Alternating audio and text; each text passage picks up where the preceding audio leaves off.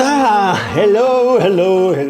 Comment ça va? Regardez ce que j'ai aujourd'hui. J'ai cette espèce de grosse boîte. Alors on pourrait se dire, qu'est-ce que c'est que cette espèce de grosse boîte? C'est écrit ici, ROG, Alan Walker. C'est une collab qui a été faite entre Asus, ROG. Alors on va resituer très rapidement. ROG, c'est la marque gaming de Asus. Et là, ils ont fait une collab avec un DJ producteur extrêmement connu qui est Alan Walker. Et ils nous ont sorti un produit qui est pas piqué des hannetons, expression 1953. C'est un ordinateur plutôt orienté casual gaming, mais surtout un espèce de petit pad connecté qui vous servira à faire de la musique. Et en plus de ça, ils soignent vos styles chez Asus. Vous avez une petite casquette avec la signature ROG et Alan Walker, et vous avez même des chaussettes. Là, est-ce qu'on est pas mal? Comme en plus il commence à faire froid, regardez là, pour vos petits pieds. C'est vraiment dingue ce qu'ils ont fait dedans, parce que vous ouvrez, vous avez votre PC et cette boîte, vous allez continuer à l'utiliser et elle vous servira de pad musical. Alors ce qu'il faut faire, c'est prendre son PC, vous venez le brancher en USB-C et en USB-C de l'autre côté. Et lorsque vous avez tout branché, déjà vous avez de la lumière qui arrive ici. En fait, ça vous fait un petit sampler.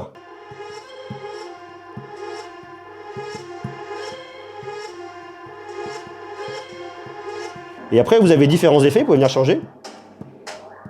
C'est super. Alors il y a un petit décalage lorsque vous mettez une musique et que...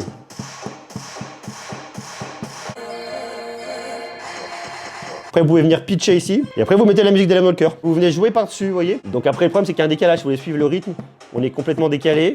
Mais c'est rigolo, c'est un petit gadget. Si vous voulez venir faire un peu de musique, vous initier, il y a une super collab ici entre Asus ROG Zephyrus G14 et puis Alan Walker. Ici, on est vraiment dans l'idée de l'ultra portable, le Zephyrus G14. Il est super bien. Là, vous avez tous les animatrix. Je vais vous montrer dans quelques instants comment ça s'affiche. Je vous l'avais déjà montré sur l'ordinateur de l'année dernière. Puis ils ont rajouté ce côté tissu là. Join the Republic, join the Workers. On l'a vraiment là avec le très bel accent. ROG, Alan Walker. J'aime beaucoup. C'est vraiment une très jolie machine. Et vous avez en plus la signature qui va se retrouver juste là. Republic of Gamer avec la signature d'Alan Walker. Et là, vous avez le petit message. For those who dare. Même sur le dessous, vous avez le message ROG, Alan Walker. J'aime beaucoup cette collaboration. Du mélange entre l'univers du jeu vidéo, le mélange avec l'univers de la musique. Vous avez un châssis de 14 pouces, comme ce qu'on avait l'année dernière. C'est une machine qui fait 1,7 kg, qui n'est pas extrêmement lourde. Et en plus, il y a un truc qui est très sympa. Lorsque vous venez l'ouvrir comme ça, eh bien, ça vient surélever en fait votre clavier. Ça va servir pour la dissipation thermique. Donc ça, c'est très bien. Et pour le confort lorsque vous allez venir taper. Parce que comme ça le surélève, eh bien, on a les mains qui sont pas trop à plat, mais légèrement surélevées. Vous avez vraiment un très joli écran. C'est du 14 pouces. C'est du QHD. 2560 par 1400 pixels, c'est du 16 neuvième, une dalle anti-reflet qui fait assez bien son taf, c'est une dalle mat, 100% DCI-P3, c'est une dalle IPS, elle est certifiée Pantone et en plus de ça, elle a un taux de rafraîchissement de 120 Hz, donc pour le gaming, ça c'est bien et ça c'est cool parce que vous êtes en QHD et 120 Hz, les deux en même temps, ça marche. J'avais expliqué l'autre fois dans le ROG Zephyrus dans le G14, c'est un peu la même config ici, on a deux tweeters de 0,7 qui sont planqués en fait juste ici là sur la face avant, un qui est là et l'autre qui est là, et vous avez ensuite des haut-parleurs de 2,5 pouces qui sont planqués ici, là regardez, là et là. Vous avez en plus du son avec Dolby Atmos. Ce que je vais venir reprocher, c'est que le son est un peu sur le médium. Ça manque un peu de puissance, ça je l'avais déjà vu sur la précédente machine. On reste sur un ordinateur qui est plus orienté gaming. Donc si on veut améliorer l'expérience, et notamment pour le gaming, on va mettre un casque. Tout comme le Zephyrus G14 de l'année dernière, ici on n'a pas une machine qui est une foudre de guerre.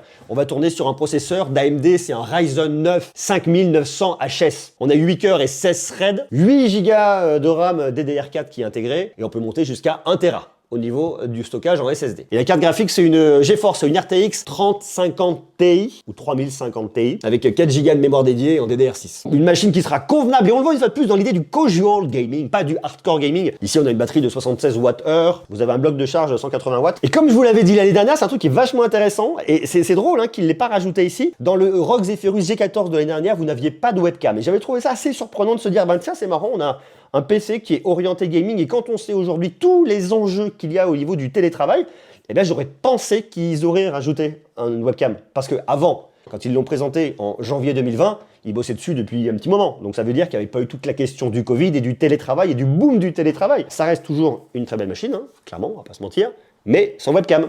Donc si vous voulez télétravailler, ou alors il va falloir acheter une webcam en plus. Point de vue logiciel, on est sur un Windows 10, Windows 10 Pro, Windows 10 Family. Il va y avoir une mise à niveau sur Windows 11. Et après, le truc qui est intéressant, c'est toute l'expérience logicielle qu'on a au niveau de Asus avec Armoury Crate. Parce que vous avez un petit bouton ici dédié, vous appuyez dessus et ça vient ouvrir Armoury Crate, qui est toute la partie software, ça je vous l'avais déjà montré. Vous allez pouvoir venir changer de mode entre le mode silencieux, le mode performance, il y a le mode turbo, le mode manuel. Vous avez toutes les informations sur votre machine ici au niveau de l'usage du CPU, du GPU et compagnie. Après, vous pouvez venir paramétrer vos animatrix, ça aussi je vous le montre dans quelques instants. Vous les changez ici avec le mode audio, vous avez différents effets. Et puis vous avez des effets de texte, vous pouvez venir mettre, vous tapez votre message ici, ça viendra apparaître avec différentes polices. Enfin, c'est vachement cool. Et comme on est ici sur une machine qui est dédiée à la musique, eh bien regardez, on peut se faire un truc très rigolo. On va se mettre quoi là? Regardez la musique, là. Regardez ça là.